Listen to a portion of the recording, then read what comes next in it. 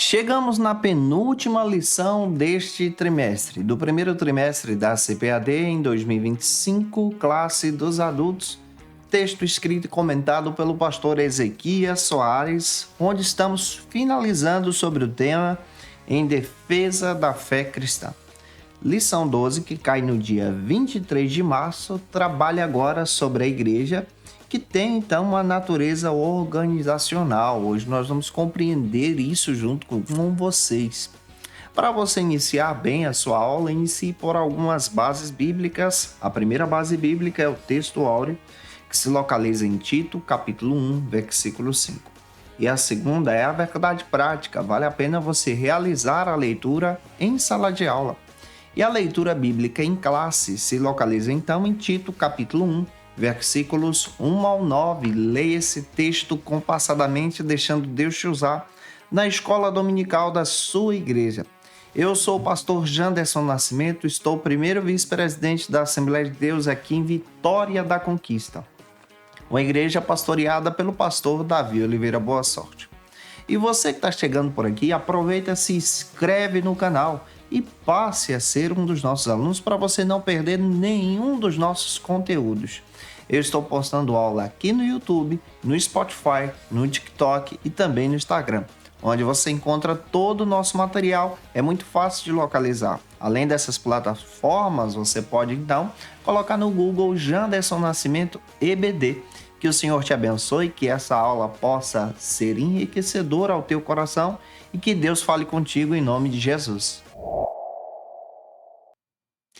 A proposta da aula de hoje é observar que a igreja, além de ser espiritual, também é uma organização, conforme o pastor Ezequias Soares trabalha no seu texto. Vamos observar isso junto com vocês e tentar descrever até o decorrer de toda essa aula essa organização que a Assembleia de Deus tem, a partir da visão do movimento pentecostal. Mas, em primeiro lugar, nós queremos apresentar para vocês exatamente o que significa igreja. A palavra igreja, do grego, vem do termo eclésia, que significa assembleia dos tirados para fora.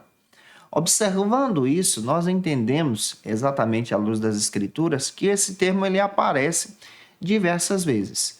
A primeira vez ele vai aparecer lá em Mateus capítulo 16, versículo 18, onde o próprio Jesus traz essa palavra, eclésia, inclusive ela aparece especialmente no Evangelho de Mateus, e posteriormente ela é comentada lá em Atos capítulo 2, versículo 47, também sendo traduzido por Assembleia dos Eleitos. Vale a pena você anotar esses versículos junto com os teus alunos. Assim, quando você para entender esse sentido de igreja, comunidade e organização, você também entende, à luz das Escrituras, que a Igreja de Cristo ela tem duas dimensões. A primeira dimensão nós chamamos de dimensão espiritual. A dimensão espiritual, para você anotar, ela é invisível. Ela parte de Deus. Já a segunda dimensão é a dimensão física, visível. É aquela que é também, nesse sentido, uma organização humana. Olhando para esse contexto, você também percebe que a igreja é tanto espiritual, pega isso aqui, como também a igreja se torna de forma muito clara, visível, humana, onde você encontra a Assembleia dos Eleitos. E é claro que, entendendo todo esse contexto, nós entendemos que a Bíblia chama a igreja de diversos nomes. A Bíblia também vai chamar a igreja de agência de Deus na terra. Isso está escrito lá em 1 de Pedro, capítulo 2, versículo 9. Você também pode confirmar isso em Efésios, capítulo 4, versículo 12 também. Quando você observa o aspecto que a igreja tem do lado invisível, você percebe essa ação espiritual. Mas quando você parte para o lado visível, que é essa organização que estamos estudando hoje, você percebe que a igreja também é conhecida e se caracteriza como a família dos fiéis, reunidos, constituídos então como filhos de Deus. E você tem passagens bíblicas para confirmar. Anota aí. Atos 2,47, João capítulo 1, versículo 12. Vale muito a pena para a tua edificação. Nesse ambiente, há uma constituição de discipulado, de evangelismo, de coinonia, de adoração. Tudo isso está englobado nessa natureza que a igreja possui. O teólogo John Stott trabalha algo bem interessante. Ele enfatiza que os cristãos, enquanto igreja de Deus, devem influenciar essa sociedade de forma bem característica, como sal e luz do mundo, fundamentado aí em Mateus capítulo 5, versículos 13 ao 16. O sal, como nós sabemos, ele serve exatamente para trazer esse sabor, esse tempero e também conservar. Quando esse sal perde o sabor, para nada mais serve. A luz, como nós bem sabemos, ela deve ser visível no meio das trevas desse mundo para demonstrar exatamente a vontade de Deus. John Stott também trabalha de forma muito clara, argumentando que o evangelho ele não pode ser neutro, mas o evangelho ele deve sim apontar para Cristo. O objetivo desse mundo é neutralizar o evangelho, silenciar a palavra de Deus com distorções filosóficas, com distorções heréticas, como nós estamos estudando nesse trimestre. Mas nós entendemos que o verdadeiro evangelho, ele tem uma posição que é apontar para Cristo. O Reformando o Discipulado é um texto que foi publicado pela editora Thomas Nelson.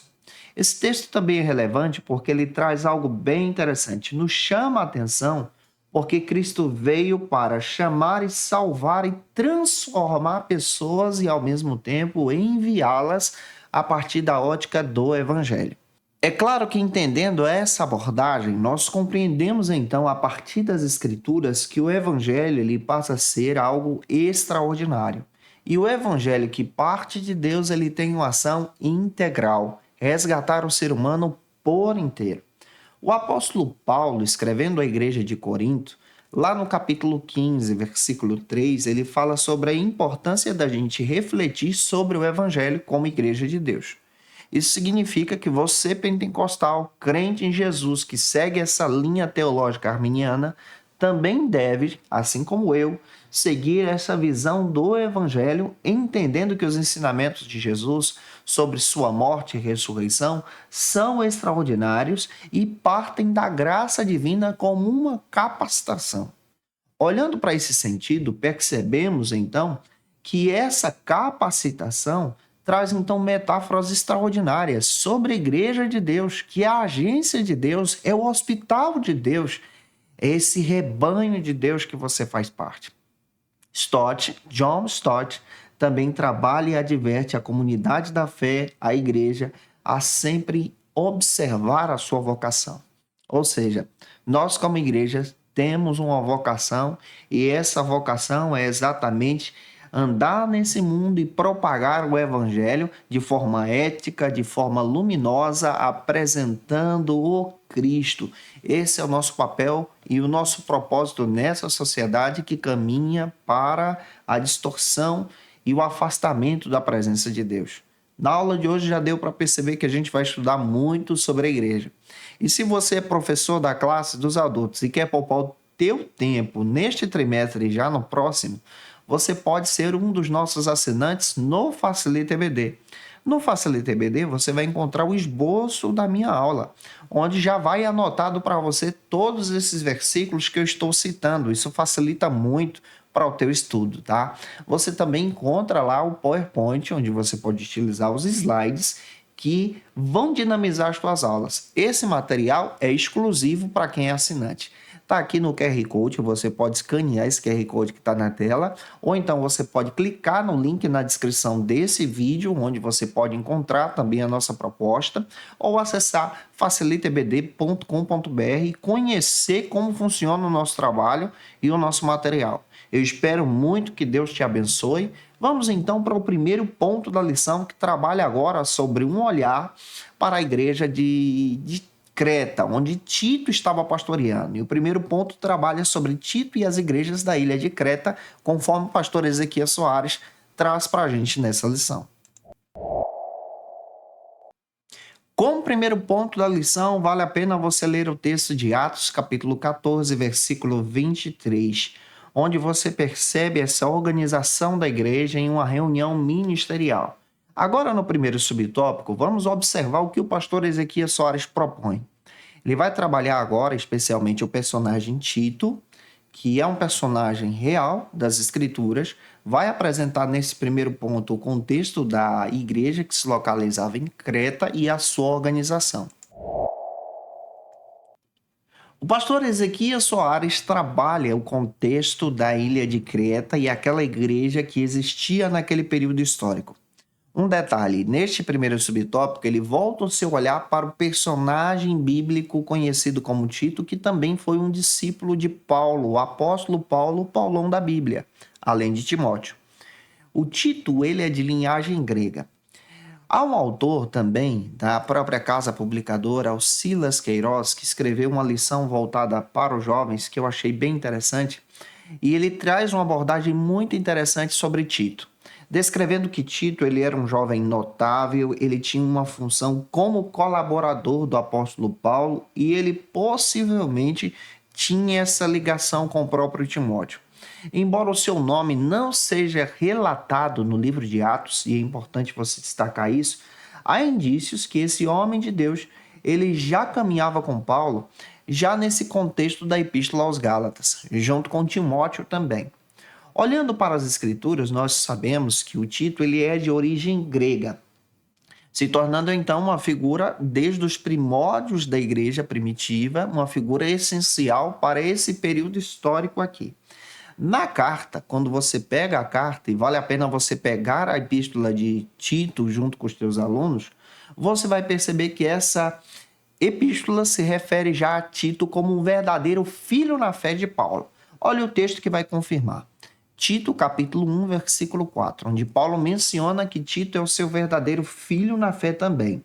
E desposava, então, desse contexto histórico e aproveitava-se disso. Além do que, quando você olha para Tito, você percebe que ele não é citado diretamente no livro de Atos, mas em várias outras passagens no Novo Testamento ele aparece como uma figura que é citada. A exemplo, ele é citado na segunda epístola aos Coríntios, ele é citado em Gálatas, ele é citado em 2 Timóteo e, naturalmente, ele tem uma epístola que recebe o seu nome, que é a Epístola de Tito. Observe Gálatas, capítulo 2, versículo 3. Você percebe que ele é citado, embora sendo gentil, acompanhou Paulo e Barnabé nessa jornada a Jerusalém, para descrever então a não necessidade da lei mosaica no conceito da salvação, como nós já estudamos aqui junto com vocês. Você percebe que a posição de Paulo sobre Tito ela é relevante nesse contexto histórico também. Também você vai perceber que na reunião que se foi referida, especialmente em Jerusalém, você vai perceber que a lei mosaica ela era estabelecida como princípio de salvação. Mas agora o cumprimento dessa lei, no caso dos ritos religiosos, passa a ser rejeitado pela própria igreja, como nós já estudamos, e esse cumprimento agora passa a ser agora estabelecido somente pela fé. Atos capítulo 15, versículos 13 a 19, você percebe que a graça de Deus ela é crucial nesse sentido da fé. A graça de Deus mediante a fé, ela é citada. Desse modo, então, você percebe que Tito ele aparece nesse contexto, não sendo citado em Atos, mas ele é citado em diversas outras cartas, como, por exemplo, Gálatas, 2 Coríntios, você vê ele sendo citado em 2 Timóteo, recebe uma epístola também com seu nome. Então, você percebe, à luz das Escrituras, a divina comunhão que esse homem tem com Paulo na organização do reino, na organização da igreja. Se você pegar isso aqui e explicar para os teus alunos, eu acredito que a tua aula vai ser uma bênção. Se você pode também, comenta aqui de onde você está assistindo a gente, já finalizando esse trimestre, o nome da tua cidade, da tua igreja. Eu desejo a você a paz do Senhor Jesus. E o segundo subtópico agora observa que Tito se tornou o pastor da ilha de Creta. No segundo subtópico, conforme o pastor Ezequias Soares, a ilha de Creta ela se torna uma importante igreja no Novo Testamento. Mas é importante você observar todo o contexto que essa ilha ela insere e quem é o pastor dessa igreja. Como nós já citamos, é o próprio Tito. O Silas Queiroz, que também comentou uma lição na classe dos jovens sobre essa carta, ele descreve que a ilha de Creta, ela na realidade se caracterizava como uma região que tinha de forma muito clara uma cultura de violência, uma cultura então de banalismo, uma cultura então de imoralidade. É nesse contexto aqui que Tito está virando um pastorzão para poder orientar aquela igreja e orientar os cretenses agora a ter uma nova característica de fé. Isso aqui faz parte da organização da igreja. Quando você estuda o contexto histórico, você percebe que os cretenses eram mentirosos, violentos, preguiçosos, citados também como glutões, e isso é mencionado na própria carta que Paulo escreve a Tito. Tem um versículo que você vai ler, que está em Tito capítulo 1, versículo 5. Paulo deu autoridade para Tito para nomear os novos presbíteros, pastores que auxiliariam nessa grande tarefa de estabelecer a organização daquela igreja. Os cretenses, em sua consolidação, então, precisavam dessa orientação pastoral, dessa orientação discipuladora. Tito ele é mencionado 8 vezes na epístola que Paulo escreveu à igreja de Corinto, a segunda carta. E aqui você percebe a relevância do ministério desse homem. Ele sofria, por exemplo, com algumas questões, mas você percebe à luz das escrituras que ele vai então para a própria cidade de Creta, a ilha de Creta, e estabelece lá um grande ministério para a glória de Deus. O sucesso da sua missão era estabelecido pela vontade de Deus. Quando você observa a segunda epístola que Paulo escreveu aos Coríntios, Tito, então, ele levou essa congregação para o crescimento.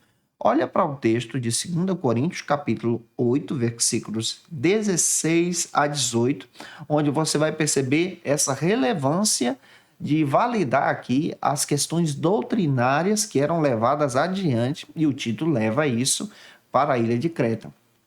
Após auxiliar Paulo naquela igreja, você percebe que Tito agora tem a responsabilidade de estabelecer especialmente a vontade de Deus naquela ilha.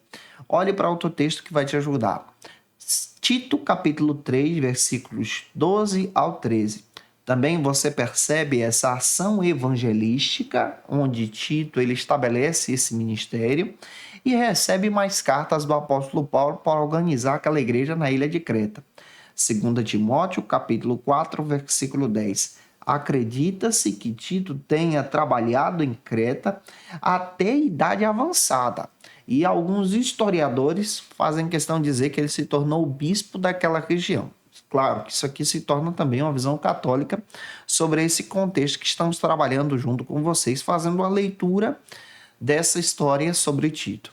Vamos caminhar agora entendendo exatamente a cidade de Creta, ou seja, a ilha de Creta, para que você possa compreender toda a proposta já nesse terceiro subtópico.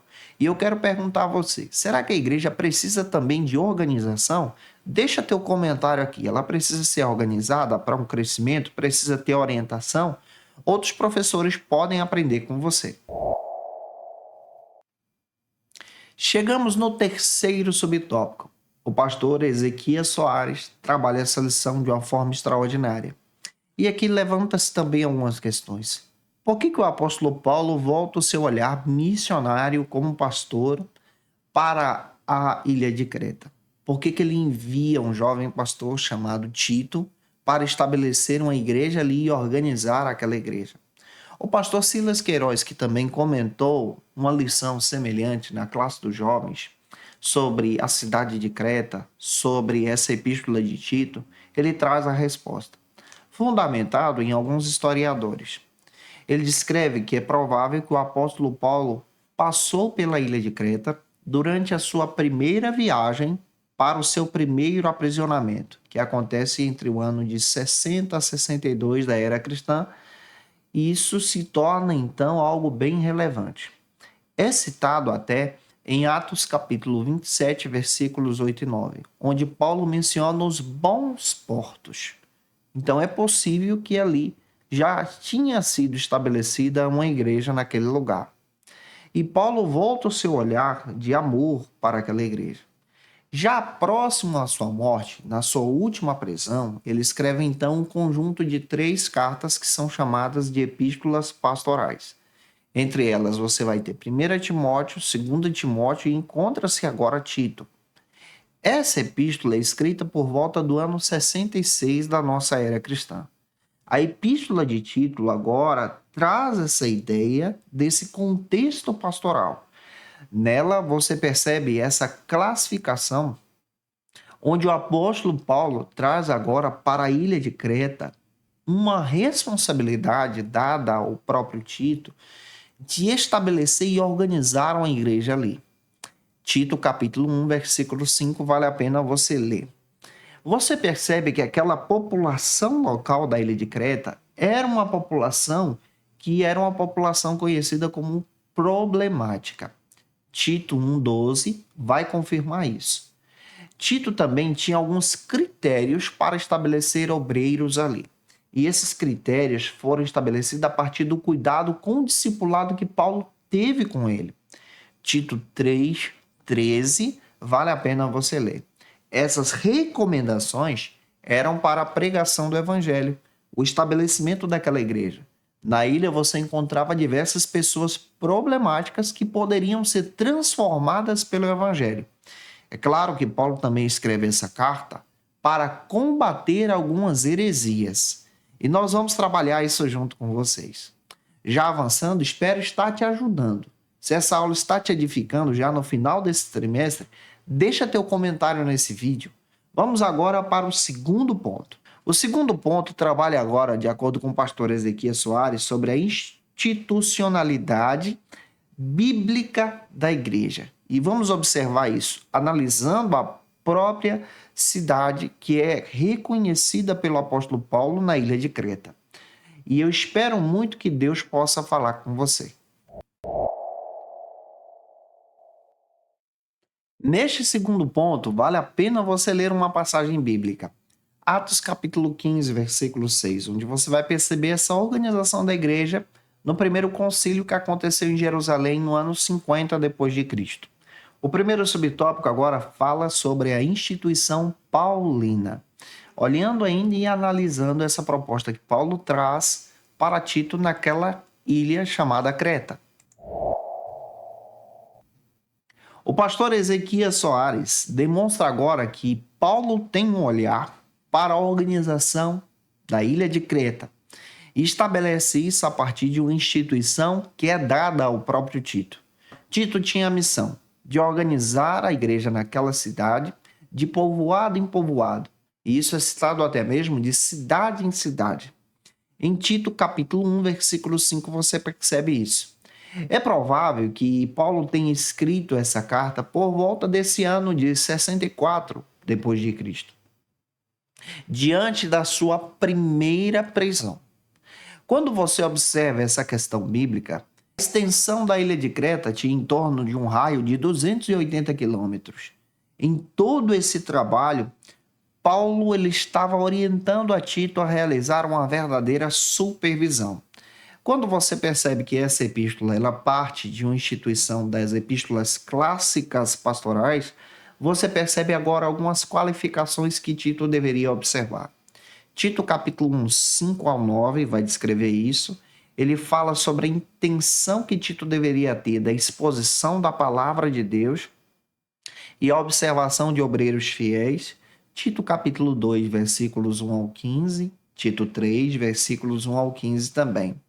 Por que Paulo traz isso? Por causa dos falsos mestres que estavam tentando se aproximar daquela igreja, daquela comunidade que se localizava em Creta. Tito 1,10, você percebe que Tito é orientado a observar a palavra de Deus e combater as heresias. Olha como isso é rico.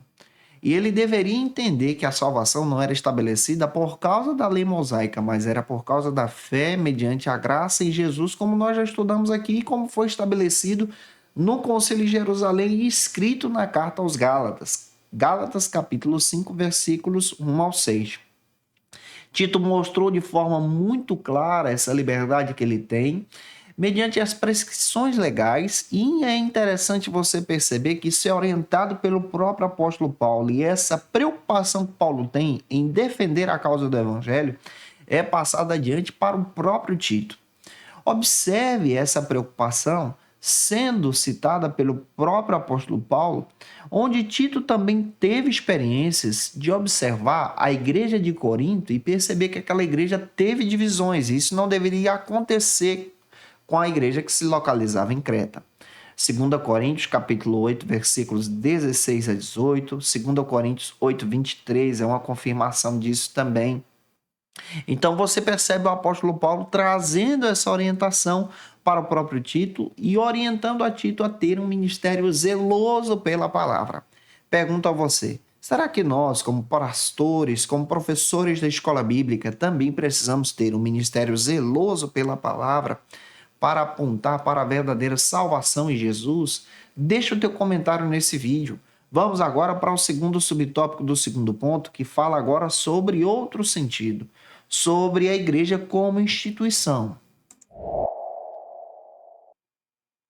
Quando você volta o seu olhar agora fora da epístola de Tito e observa a igreja como instituição, o pastor Ezequiel Soares agora traz essa abordagem para demonstrar a organização que a igreja também precisa ter. Em primeiro momento, nós observamos a organização que a igreja em Creta precisava ter a partir da orientação que Paulo traz para Tito. Agora, nesse segundo subtópico, você percebe também essa dinâmica que a igreja precisa ter para estabelecer a fé, orientar as pessoas também como uma instituição. Cooperando com isso, o pastor José Gonçalves trabalhou algo bem interessante sobre as características que a igreja precisa ter. Essa igreja que tem características tanto espirituais como também características físicas, e nessas características nós entendemos que a igreja também é uma instituição. Wayne Grudem, também comentando a respeito da igreja, ele descreve que a igreja ela é pura, ela é santa, ela tem a responsabilidade da pregação bíblica, isso faz parte da instituição. A igreja também deve se aplicar à adoração, ao testemunho, ao discipulado, à comunhão eficaz, a entender o governo que a igreja tem. Esse governo deve ser um governo bíblico, deve buscar uma vida de santidade, um cuidado com os necessitados e deve demonstrar o amor autêntico como igreja de Cristo. Todavia, é necessário observar que essa igreja como instituição, ela precisa ser organizada e precisa ter aspectos para não cair em fragilidade. Ainda é importante você observar o que o Novo Testamento está trazendo de orientação sobre a organização da igreja. Se Paulo escreveu uma carta para Tito, que estava na ilha de Creta, ele também escreveu para o próprio Timóteo. Mas existem outras passagens que demonstram exatamente que essa igreja ela tem uma responsabilidade de organização. Observe esse ideal sendo demonstrado em Efésios capítulo 5, versículos 26 e 27. Vale a pena você observar que a igreja deve ser pura, sem mácula, sem ruga. Isso fala tanto da espiritual como também física. O pastor José Gonçalves também trabalhou exatamente que essa igreja é uma igreja local que ao mesmo tempo ela estabelece ligações de geração a geração. Olha para outro texto que vai te ajudar. Hebreus capítulo 12, versículo 3, vale muito a pena você também ler esse versículo. Luiz Berkhoff, também comentando a respeito da igreja, ele destaca que a igreja não pode ser confundida simplesmente como um organismo, simplesmente como uma instituição, mas você precisa linkar ela no espiritual, mas também observar a organização que a igreja precisa ter. A igreja possui ministérios. Então anote aí, a igreja ela possui ministérios, a igreja ela tem ordenanças, a igreja tem responsabilidades administrativas, a igreja também é um conjunto de crentes que dão testemunho de Cristo. De tal modo, a igreja como organismo é um organismo vivo que caracteriza então essa vontade do Senhor de forma eclesiástica, sim.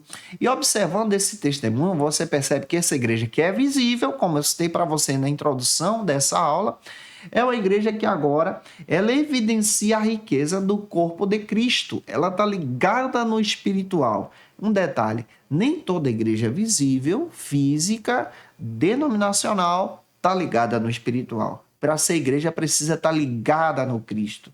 E essa igreja tem ministérios e esses ministérios precisam também de uma organização. Vamos caminhar. Vamos então para o terceiro subtópico do segundo ponto, que trabalha sobre a organização que a igreja precisa ter. E aí, eu te pergunto, você também acha que a igreja precisa ser organizada para evangelizar? Organizada para poder avançar no discipulado? Organizada para alcançar vidas? Deixe teu comentário nesse vídeo também. Neste terceiro subtópico, você percebe então que a igreja precisa ser organizada. José Gonçalves trabalha de forma muito especial essa igreja como organização de maneira saudável. Como ele vai trabalhar isso? Porque ele já comentou uma lição sobre esse tema também. Ele descreve que a igreja ela não pode neutralizar a ação do Espírito. E é importante que você observe isso. Uma igreja ela é uma organização, ela defende o evangelho, ela trabalha o discipulado, ela precisa ser bem instituída administrativamente, mas ela não pode neutralizar a ação do Espírito. É necessário você perceber que a igreja, como constituição, ela é uma instituição que se estabelece, então, de forma muito clara com esse princípio da fé, professando, então, a mensagem de Cristo, apresentando exatamente essa organização, esses ministérios. Tem que ter um local fixo para adoração, tem que ter um horário definido para o culto, tem que ter também essa ideia do ensino, tem que ter também esse oferecimento de múltiplas programações. Ela deve ter programação para criança, programação para os jovens, deve ter culturas regulares de pequenos grupos, escola dominical. Uma igreja como instituição, ela vai seguir esses padrões.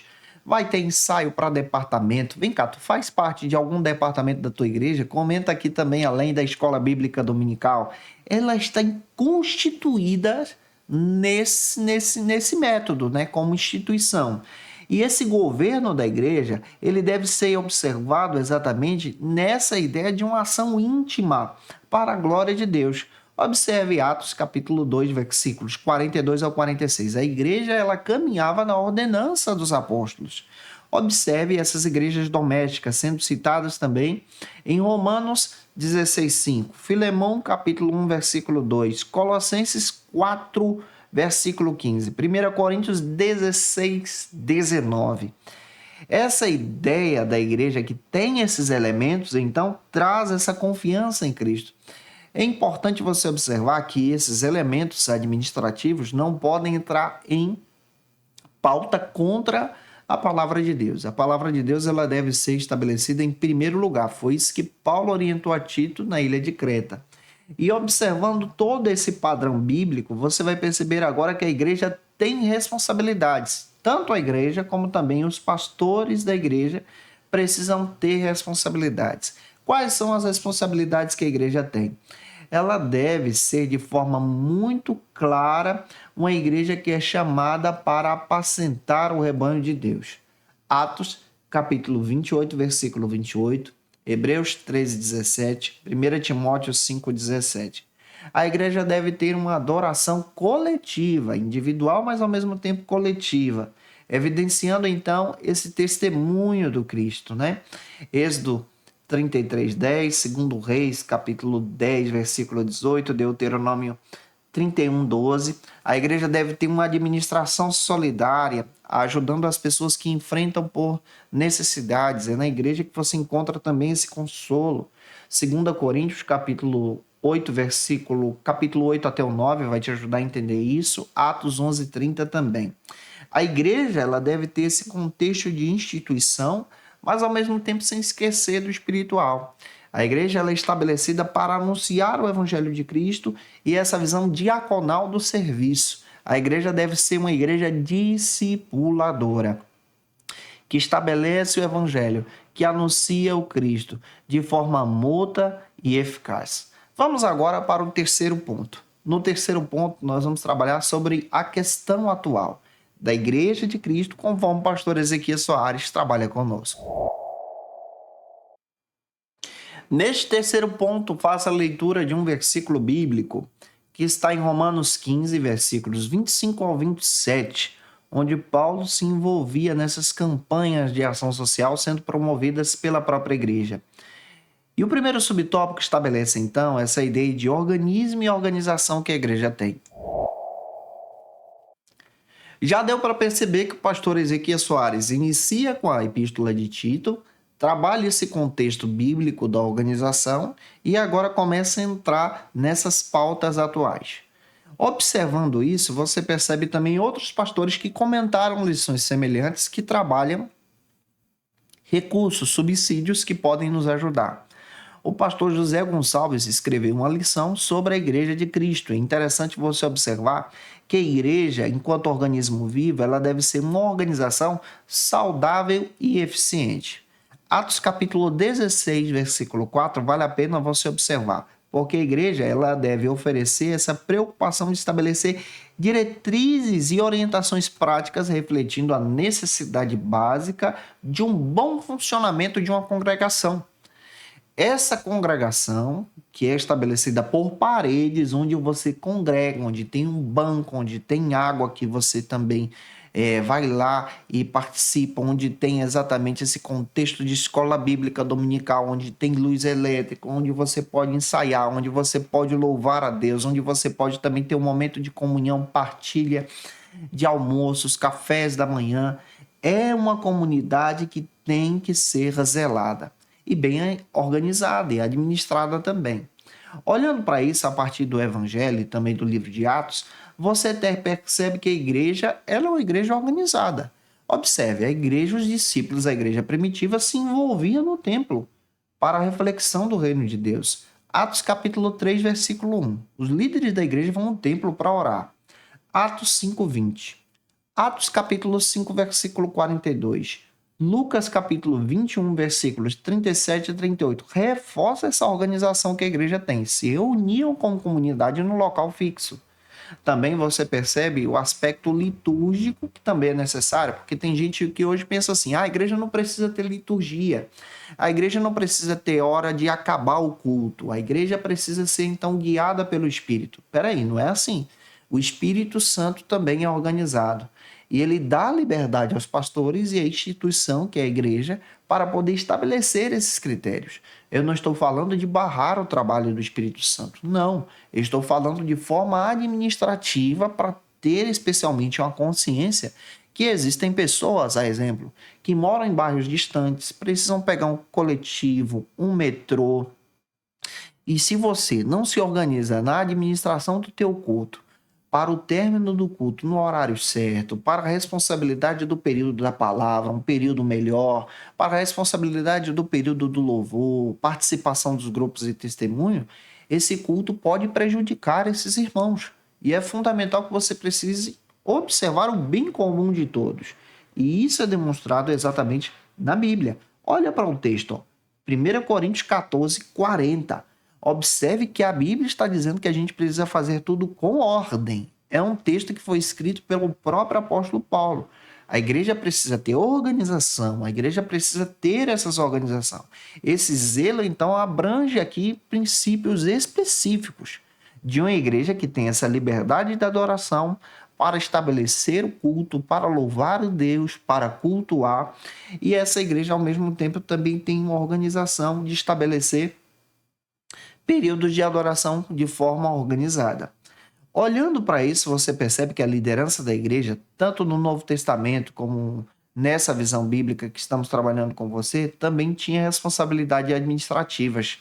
Olhe para Atos capítulo 28, capítulo 20, versículo 28. Atos 20, 28. Paulo exorta os irmãos de Éfeso a cuidarem do rebanho.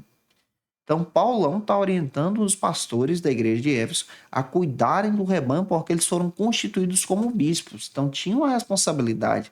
A igreja não era solta, a igreja não era desorganizada, mas ela já era organizada desde o período bíblico. Anota esses versículos aí para você explicar para os teus alunos. Caminhando agora, vamos observar o segundo subtópico que trabalha sobre a experiência pentecostal.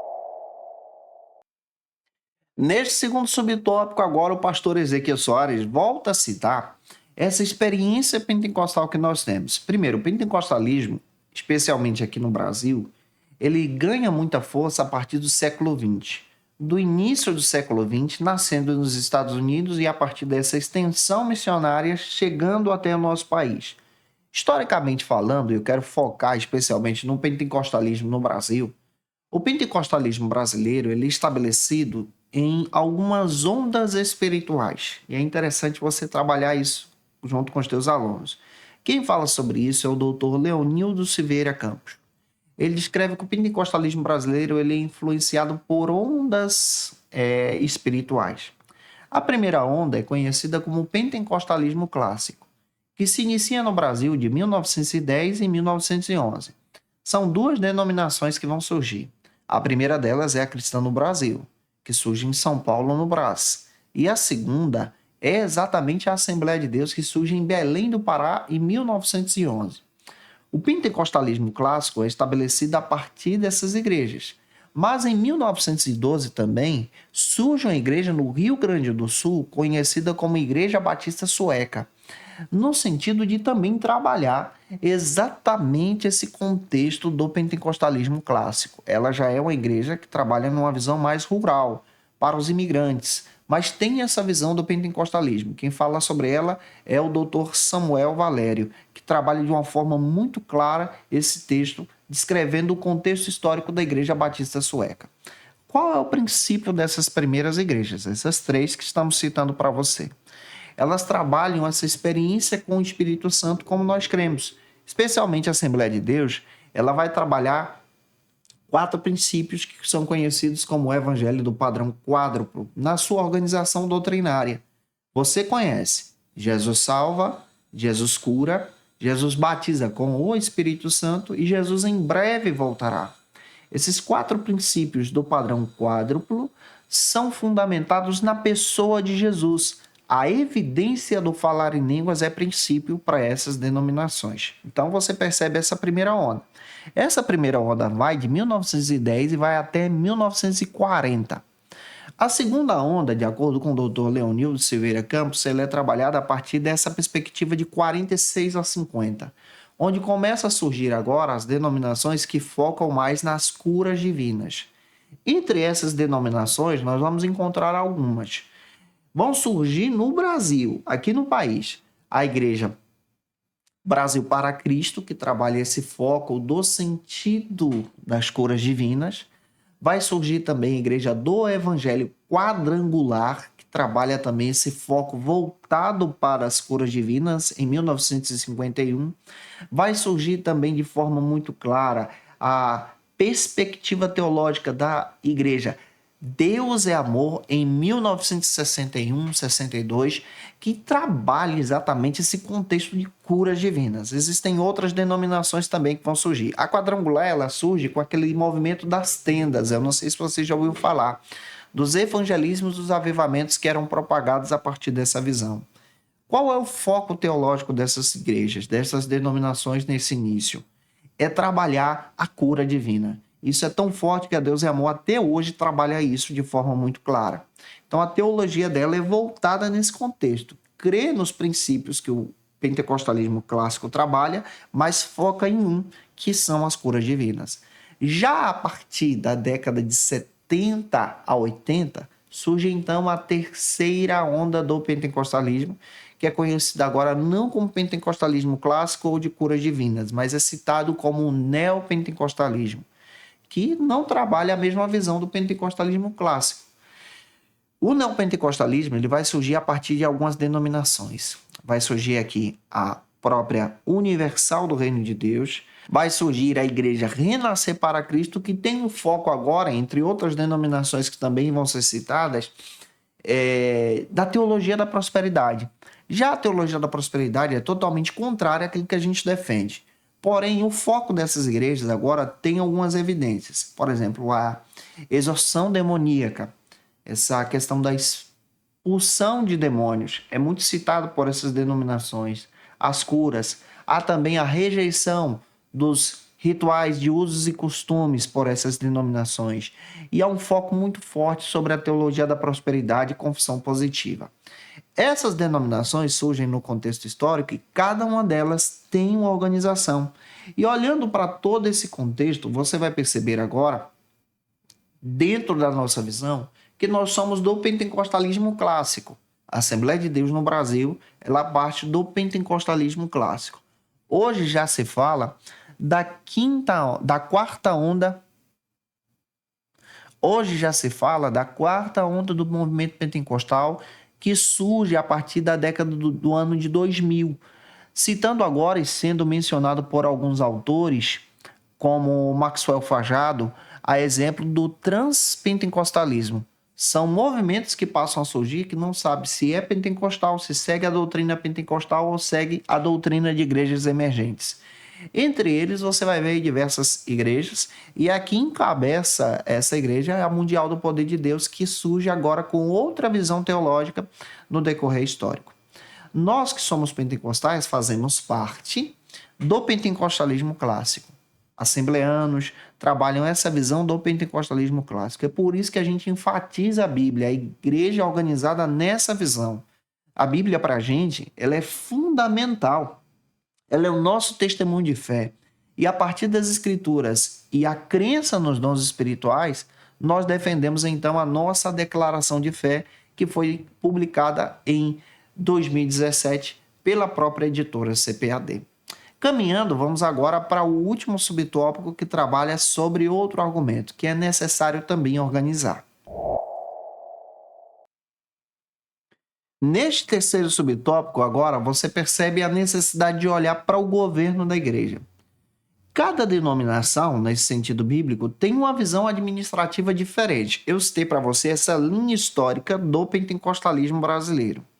Mas é interessante você observar modelos de governo que demonstram, então, o modelo de governo de cada denominação. Por exemplo, só citei o pentecostalismo, mas você pode encontrar outras denominações que têm outra visão administrativa. Por exemplo, se você observar os presbiterianos, se você observar os batistas, se você observar outras denominações evangélicas, você percebe outra maneira de administrar. O que é o governo da igreja? É a maneira como a igreja administra as coisas. E é claro que nós temos algumas visões para que você possa observar essa visão dos modelos. O primeiro modelo que você pode destacar é o modelo episcopal.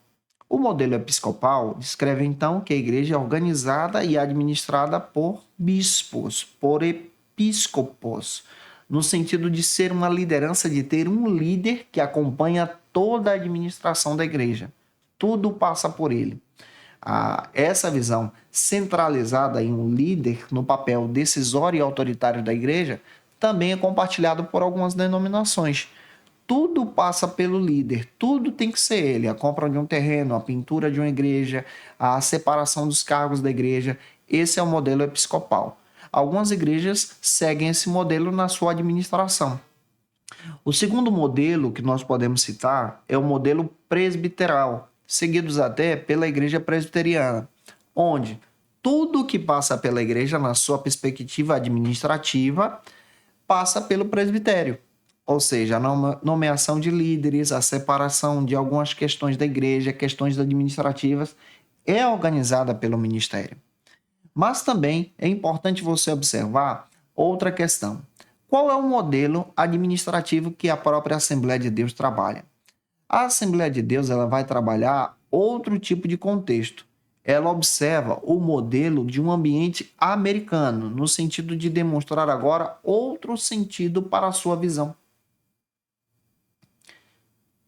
O terceiro modelo que eu quero destacar para você já é o modelo congregacional. É aquele modelo em que a congregação toma as decisões da igreja. Ela se reúne junto com o seu pastor e a congregação toma as decisões. Quem segue muito esse modelo são as igrejas batistas. E observando isso, você já tem aqui 3 modelos: o episcopal, o presbiteral e o congregacional. Mas surge uma pergunta: qual é o modelo que a Assembleia de Deus trabalha? A Assembleia de Deus ela vai seguir um modelo norte-americano, não somente o modelo sueco. O que é o modelo norte-americano? O modelo norte-americano ele vai trabalhar a partir da seguinte visão: ele se estabelece em uma convenção geral. Essa convenção geral também estabelece uma convenção estadual. A partir dessa convenção estadual, Há também a própria questão da igreja local que está ligada a essas convenções, e essa igreja local agora tem um líder que foi enviado pela convenção estadual, que parte da tomada de decisão, mas essa decisão precisa ser estabelecida com a diretoria da igreja local, e essa igreja local também é submissa ao ministério, e o ministério também é submisso à congregação. Observe a ordem de fatores aqui. Convenção geral, convenção estadual, nós temos então a diretoria da igreja local, temos então a própria questão ministerial, que é formada pelo corpo de presbíteros, e a própria visão congregacional da própria Assembleia. Observe todos os fatores ministeriais, porque isso é seguido até pela Assembleia de Deus, Ministério Belém, no Brasil. E eu espero muito ter contribuído com você nessa penúltima aula. E aí, qual o modelo de governo que a tua igreja segue? Deixa teu comentário aqui. Agora eu quero trazer para vocês algumas dicas de leitura para você melhorar a tua aula em nome de Jesus. Para aprofundar os seus conhecimentos, confira as dicas de leitura da aula de hoje. Como dica de leitura, eu quero apresentar para você o texto do pastor Ezequias Soares, finalizando esse trimestre. Vale muito a pena você adquirir esse material para o teu crescimento em Jesus.